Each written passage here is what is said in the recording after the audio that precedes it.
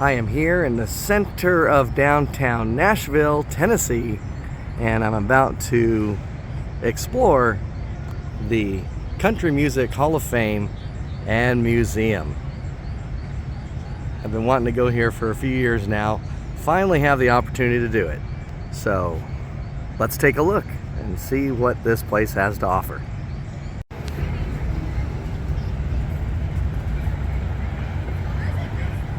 All right, here we are out front. About to head into the museum. Open 9 to 5. That's no accident.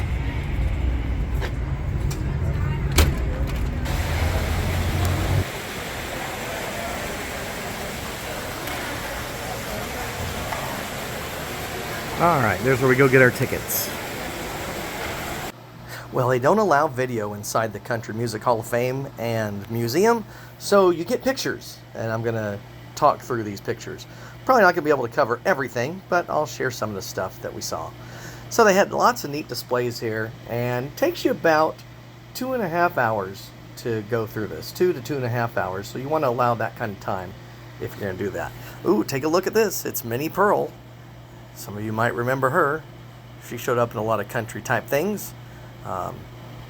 We've also got Hank Williams, very famous Hank Williams, who tragically lost his life early. He was hitting the alcohol pretty hard, but very popular musician.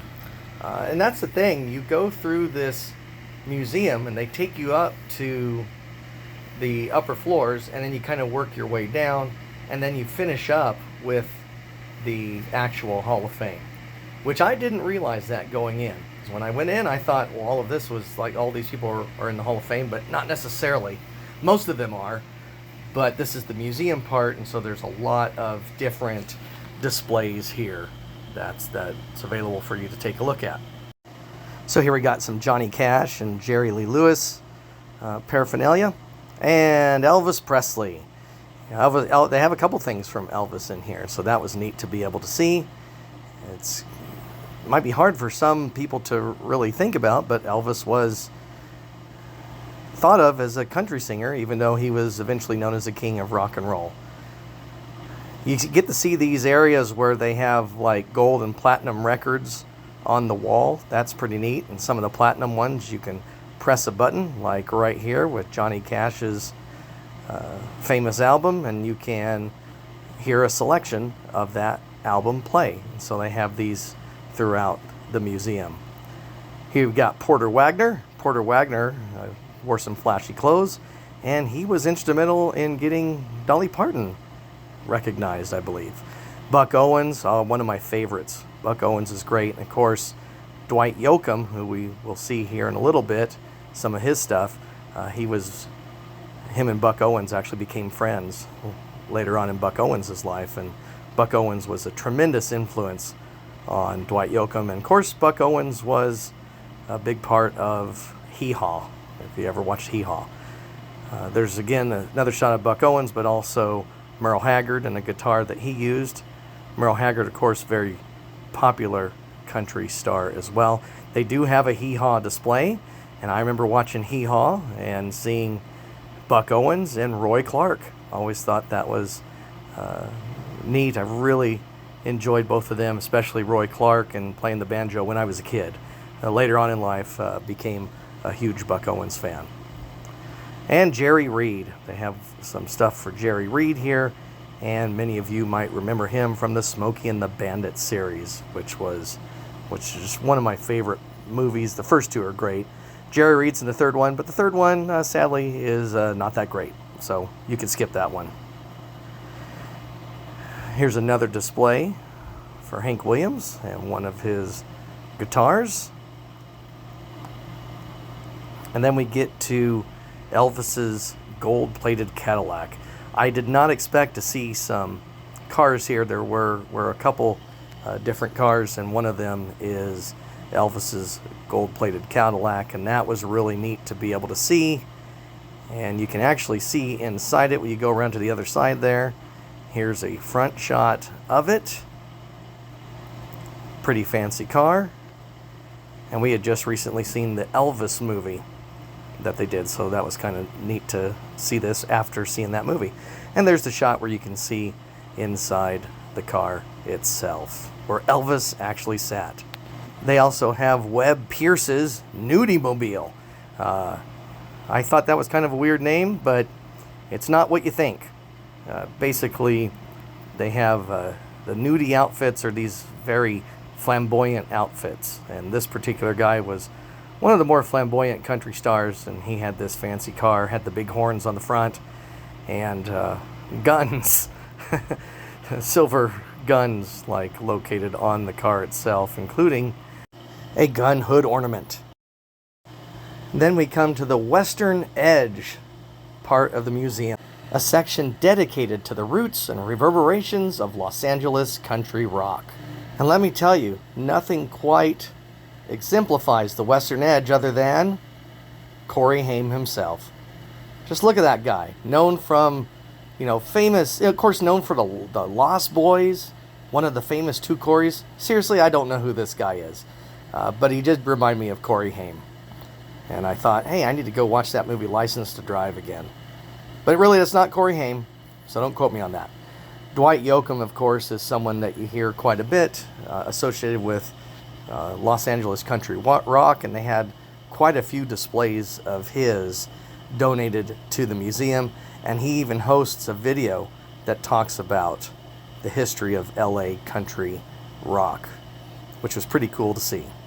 Reminded me of the old Palomino that used to be in Los Angeles. That's kind of interesting because people forget that LA was a pretty significant center of country music for a period of time, and many of the country artists would go and perform at the Palomino. Here's one of the kings of country himself, Waylon Jennings. That was neat to see him. Of course, he is in the Hall of Fame. And we got Ray Charles, Glenn Campbell, Roger Miller. Hey, if you've never heard Roger Miller, do yourself a favor and go give him a listen and take a look at all those Grammys. He was extremely popular, and some of you might remember him as far as the Robin Hood animated cartoon from Disney, which came out in the 70s. He played the rooster and sang a lot of the songs associated with that film. Here's a little display for Loretta Lynn, who recently passed. Here's a display for George Jones, another great in country music. Dolly Parton and one of her dresses that she wore. Tammy Wynette and one of her dresses. And Tanya Tucker. A lot of famous early greats of country music. Willie Nelson, a display here. Willie Nelson, of course, a very famous country music artist. And Bobby Bare. And there's Bobby Bare pictured with Shel Silverstein, who was a well-known kids poet and had wrote a lot of the poems in that Where the Sidewalk Ends. He wrote some of the songs that Bobby Bare sang. And so some of those are pretty entertaining. Kenny Rogers here on display, another favorite of mine.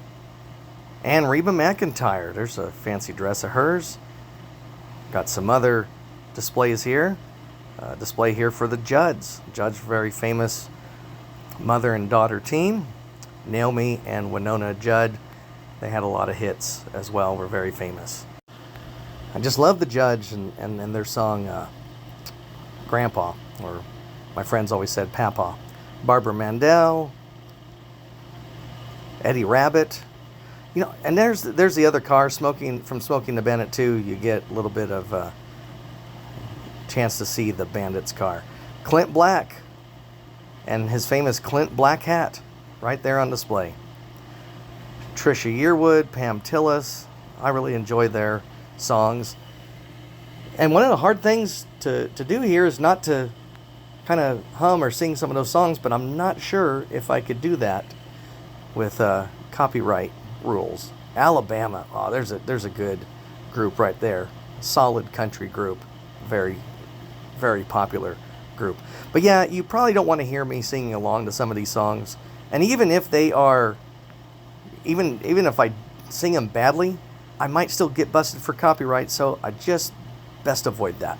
Charlie Daniels, of course, known for The Devil Went Down to Georgia and his fiddle playing, and there's a fiddle of his donated to the museum. And then we talked about Hank Williams Sr. Well, here's Hank Williams Jr. and one of his shirts and a couple of his boots right there. Hank Williams Jr. was very popular. At first, he did a lot, sound like his dad, but then kind of came into his own. And here's Taylor Swift, and I better leave this on here long enough so the Swifties don't get mad at me. But I don't know how country she is anymore. She's kind of moved away from that, but she sort of got her start in country.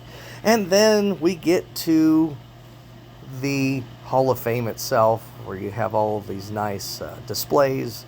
There you come into this room at the very end, and I included some of these. I just don't have the time to include all of these. There's so much more to the museum that I didn't get to include in here, but I just wanted to share with you some highlights. And so you come into this big foyer here that is where the Hall of Fame inductees are located, and you can look all across the room and see all of these plaques and read a little bit about each inductee. So it's pretty cool, pretty neat to be able to come here, and if you have the chance, you ought to come by. And if you're a country music fan, definitely take the time to visit the Country Music Hall of Fame. You won't be disappointed. Again, you'll want to allow yourself about 2 to 2.5 hours to see everything.